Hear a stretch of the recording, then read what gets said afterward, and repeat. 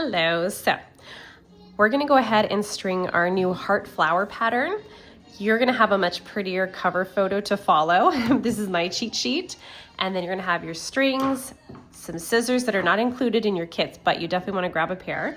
Any scissors is gonna work. And we're gonna go ahead and get started. It'll be the same steps for each section.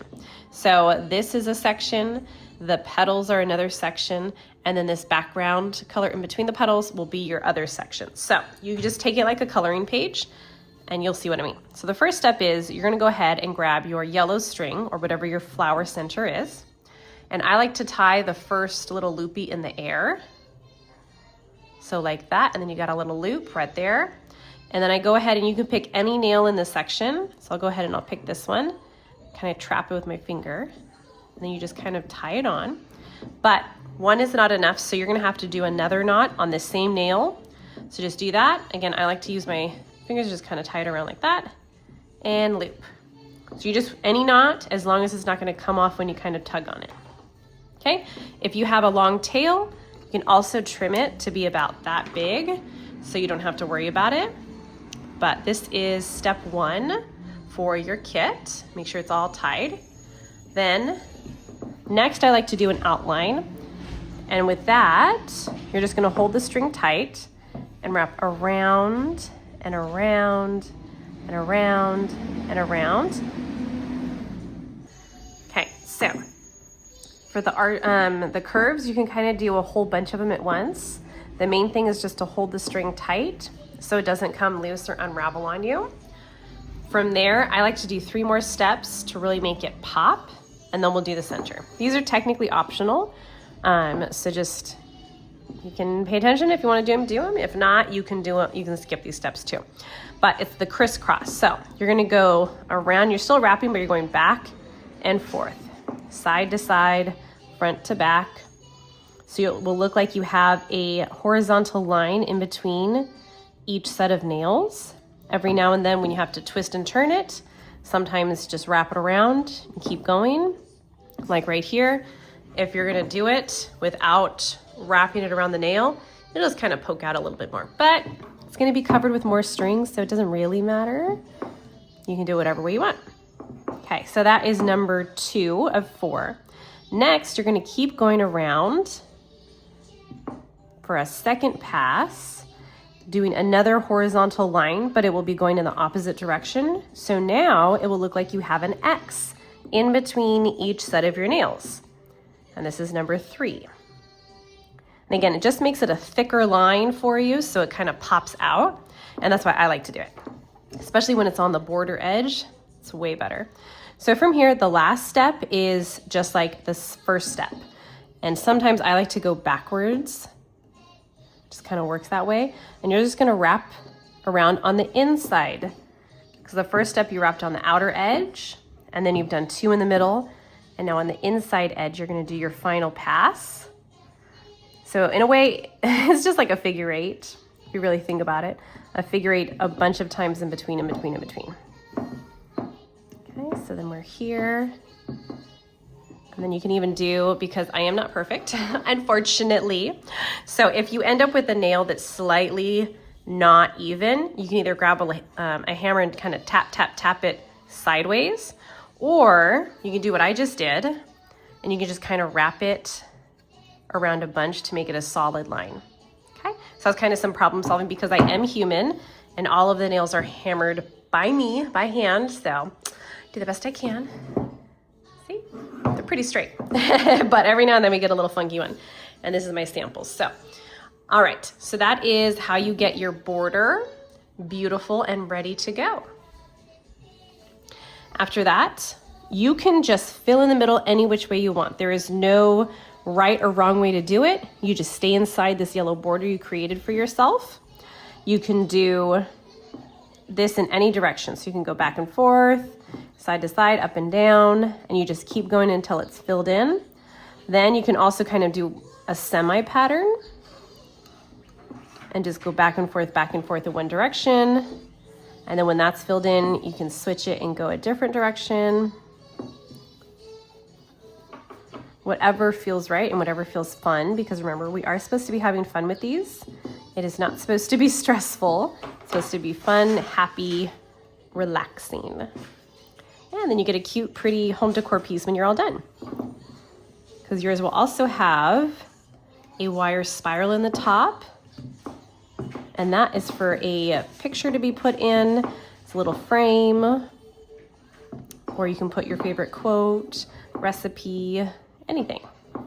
Or you can technically take out the spiral. You just kind of pull it out a little bit if you just want the block itself. So I know a lot of my pieces, I've been taking the spirals out to fit on my bookshelf because I'm too lazy to switch the height of my shelves. So I just kind of pull out the little spiral and be like, I don't need it for this. I can always put it back in on my end. So there you go. And so you're just gonna keep going and going. And also, as you're going, if it feels like the nails don't have any more room, they do. See how much more? So they will need to have obviously the string from these ones, but you can kind of just push down. And this is really good to do before you start the next color anyways. And it'll make your life a lot easier when you do these.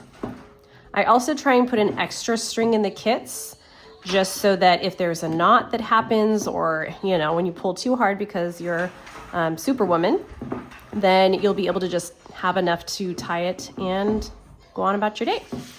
So if you have extra string at the end of a section, it's okay. It is planned that way on my end. Because I would be sad to be doing it and just not have enough string. It's so sad. Okay, so from here, once you've done it and you like it and it's filled in beautifully, colored in, as I like to tell people, it's just coloring with string. Anyways, we're gonna go ahead and tie another couple knots.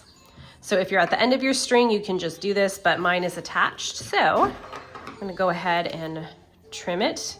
If you're trimming it, just give yourself enough room to tie easily. Try not to stress yourself. And if you're at the end of your string, make sure you leave yourself enough string or else you will have to unwind it a bit to be able to tie a knot. So now you can choose any nail, doesn't matter, any nail, just like in the beginning, and just tie a couple knots. So for this one, once I have my end, I like to make that little lasso in the air, remember? Put it over one, trap it, and just pull. And then because it's the end, I do at least 2, if not 3 more, just for funsies, because, you know, why not? Okay, and so this is the center of your flower. Oh yeah, and just trim it. And then with this, I just like to tuck in the ends a little bit so they don't pop out. But yeah, that is your center. And next we have petals and background coming. Yay. All right, so once you have the yellow, what I like to do is look at the background first so that the dimension looks a little fun. So the petals will look like they're on top because the string will be on top. So we're gonna go ahead and do blue, and then we're gonna do pink petals. Okay, so that's what I'm gonna be doing for this. So we're gonna go ahead and grab the blue, and it's the same steps as we did for this. So you're gonna tie a knot, and this is where your cover page will come in handy because obviously there's a petal and then a little blue space. A petal and a little blue space, a little blue space, a little blue, well, big blue space, blue. And then this is, let's see, I think these are both gonna be petals, okay? So 1, 2, 3, 4, 5 blue sections. Let's just start at the bottom. And sometimes doing the biggest section that you can notice first kind of helps get you started. So choose any blue section. We're just gonna tie it, tie the knot. This is where I like to trim. Okay. And for this, technically you do not have to tie the knot off until you've done all the sections because the pink will go on top. So we can go around, and this is personal preference. I'm probably gonna try it just to see. You can do around in a different color. So we'll try and see, and then later on if we need to. Okay, so here is our point, and it's 1, 2, 3. So you can count the nails. 1, 2, 3. Again, And then we'll just kind of go down and outline our space. And we'll go up. And with this, you don't have to do any of the border steps that we did on this because it's gonna be covered by pink string anyways. So just keep that in mind. You don't have to do that necessarily. Okay, and then we'll just keep going down for the heck of it. We'll just go all the way down to here and do both sections at once. Okay, and then we got 1, 2, 3. So we'll work our way over.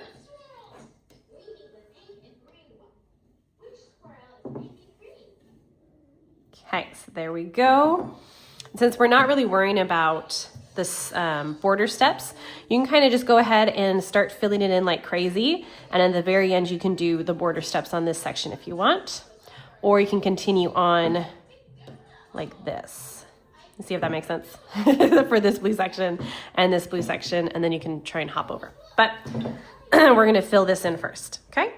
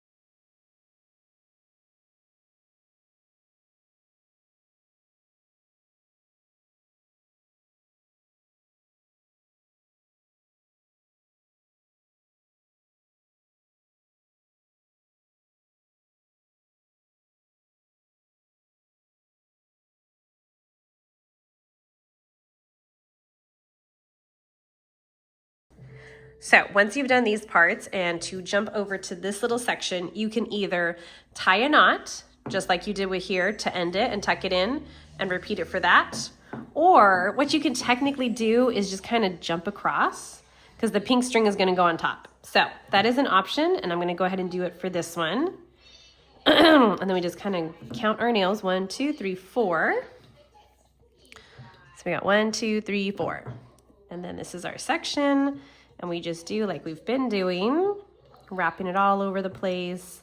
You can do the border, you can skip the border, whatever seems right. Or you can just do those border steps on a few nails if it looks like it needs it. And worst case, you just unstring it later. If you don't like it, then you just unstring it and put it in a different place. We're just gonna keep going. This is the tiny one, so this should be pretty fast. And then once we get this done, we can do the petals. It's gonna be so pretty. Come on.